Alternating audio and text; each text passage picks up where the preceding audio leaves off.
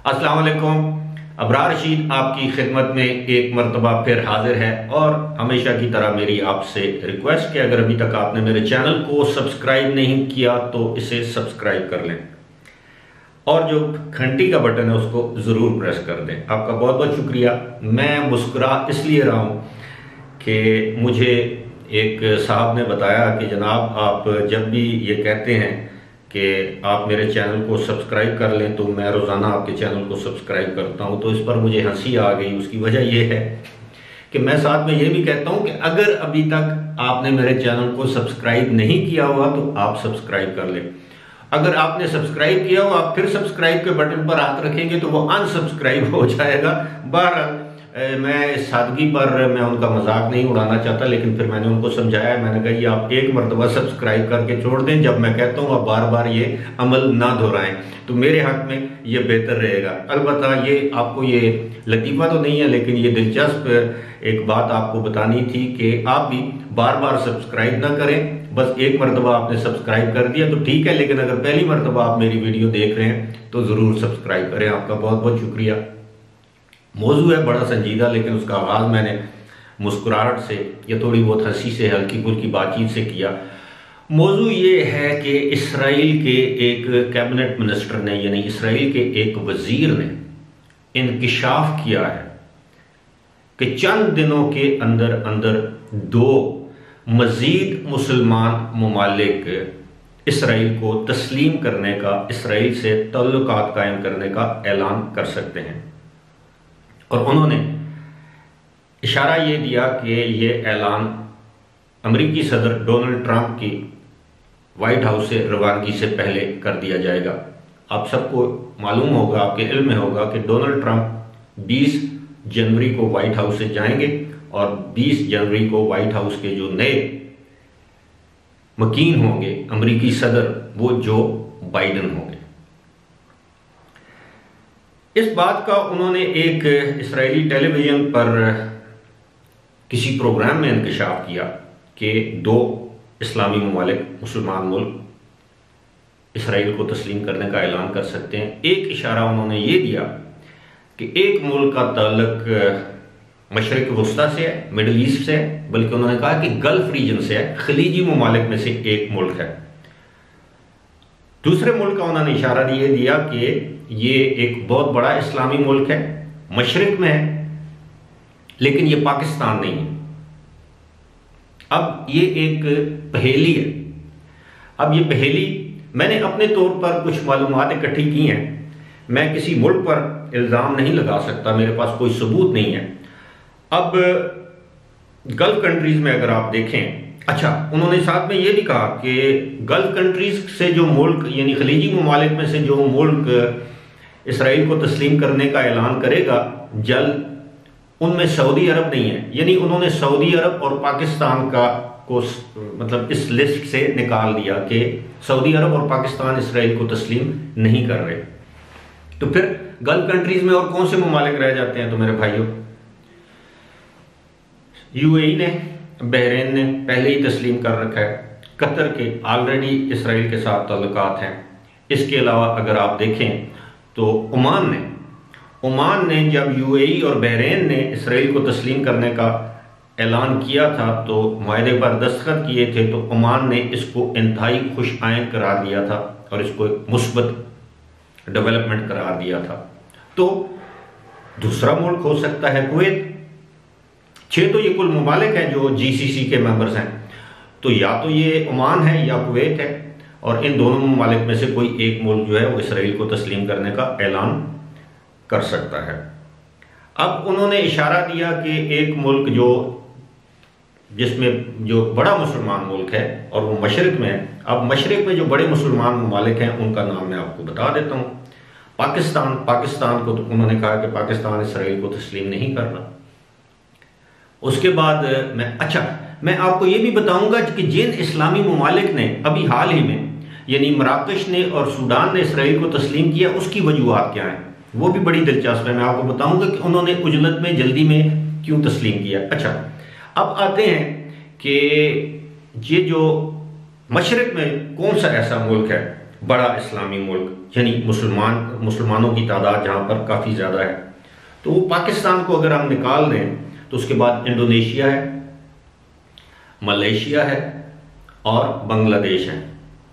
Indonesia ने भी इस तरह के किसी अमल से इनकार किया है, यानी इस इम्कान को मुस्तरद किया है इंडोनेशिया की वजारत खारजा ने, और बताया है कि जी वो ऐसा करने का कोई इरादा नहीं रखते जब तक कि फ़लस्तीन को एक आज़ाद रियासत के तौर पर और यरूशलेम को फ़लस्तीन का दारुल हुकूमत नहीं बना दिया जाता। मलेशिया ने भी इसी तरह का ऐलान किया है कि जी हमारी डिक्लेयर्ड पॉलिसी है कि फ़लस्तीन की आज़ादी या फ़लस्तीन की रियासत बनने तक इसराइल को तस्लीम करने का सवाल ही नहीं पैदा होता। इसी तरह का बयान बांग्लादेश की वजारत खारजा के तर्जुमान ने राइटर्स नामी जो खबर रसां इदारा है उससे गुफ्तगू करते हुए इसी तरह का बयान बांग्लादेश ने भी दे दिया। अब ईरान तो तस्लीम करने से रहा, इसराइल और ईरान तो एक दूसरे के अज़ली दुश्मन है, इसराइल ईरान का, ईरान इसराइल का। अब और कौन मुल्क रह जाता है? तो तुर्की के पहले ताल्लुकात हैं, और तुर्की उस तरह मशरिक में भी नहीं है जिस तरह, क्योंकि तुर्की तो मगरब में आ जाता है, बिल्कुल यूरोप के करीब है। और बाकी अगर अफगानिस्तान देख लें तो अफगानिस्तान के हालात भी ऐसे नहीं है कि अफगानिस्तान इतना बड़ा स्टेप ले ले, क्योंकि आपको पता है कि वहाँ के तालिबान के इसराइल के बारे में क्या तहफ़्फ़ुज़ात या ख्यालात हैं। भारत, मैं इस बहस में अब फिलहाल नहीं जानना चाहता, लेकिन इसराइल के वजीर ने जो इंकशाफ किया वो मैंने आपके साथ शेयर कर दिया है, और दो ममालिक जिनके बारे में, एक का तो मैंने आपको बता दिया है कि वो कौन सा मुल्क हो सकता है खलीजी ममालिक में से, या वो कुवैत है या फिर ओमान। अब देखते हैं दोनों में से पहल कौन करता है, लेकिन सऊदी अरब भी नहीं है, पाकिस्तान भी नहीं है। अब इंडोनेशिया वाले भी इनकार कर रहे हैं, मलेशिया वाले भी इनकार कर रहे हैं, बांग्लादेश ने भी इनकार कर रखा है।